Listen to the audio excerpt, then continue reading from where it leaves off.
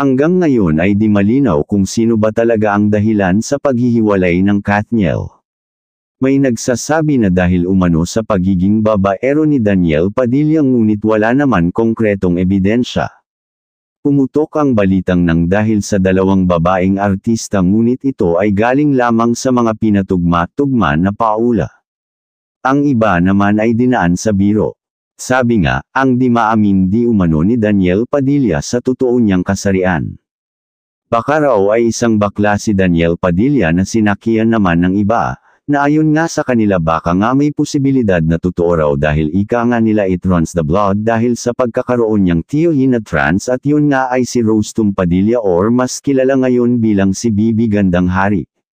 Kung ano man ang totoo at tunay na dahilan, well, sa kanila na lang iyon. 12 years ay di magandang biro, pero ganyan talaga ang buhay mapaglaro, at naniniwala na talaga ang lahat na walang forever.